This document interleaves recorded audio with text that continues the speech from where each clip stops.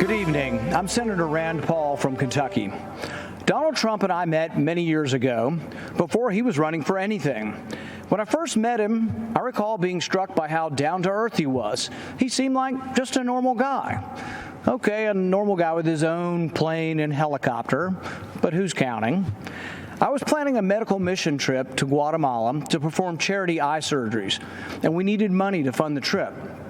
Donald Trump offered to help and immediately came through for us.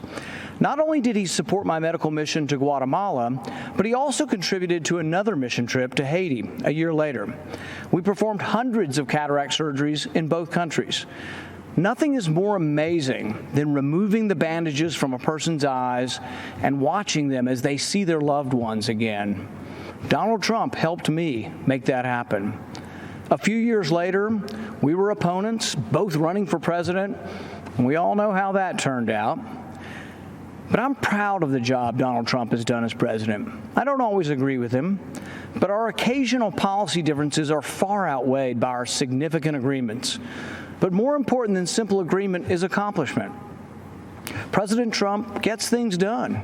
When some in Congress wanted a so-called revenue-neutral tax plan, Donald Trump and I worked together to make sure that it was a true tax cut. I brought President Trump an idea for better, less expensive health insurance called association health plans. Donald Trump overturned years of red tape and bureaucrats, and he made it happen. While others talked about criminal justice reform, President Trump actually signed the First Step Act, the first real reform in a generation, and one that sought to undo the harm that others, like Joe Biden, have done.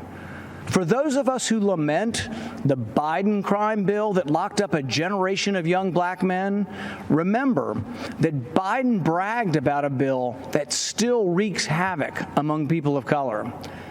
I'm supporting President Trump because he believes, as I do, that a strong America cannot fight endless wars. We must not continue to leave our blood and treasure in Middle East quagmires. I flew with him to Dover Air Force Base to honor 2 soldiers whose remains were coming home from Afghanistan. I'll never forget that evening. I can tell you the president not only felt the pain of these families, but that the president is committed to ending this war. President Trump is the first president in a generation to seek to end war rather than start one. He intends to end the war in Afghanistan. He is bringing our men and women home.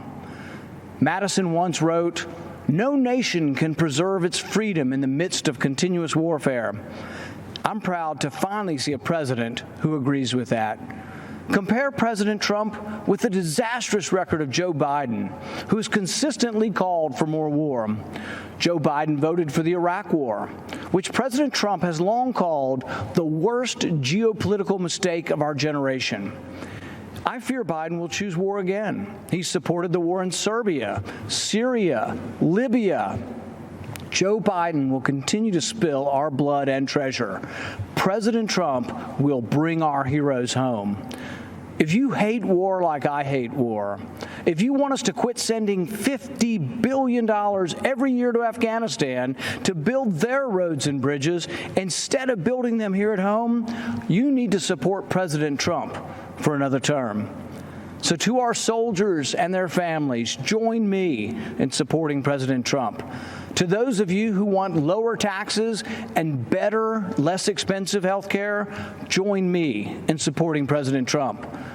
To those of you who want to stand up and fight the socialists poisoning our schools and burning our cities, join me in supporting President Trump. Let's rebuild America together.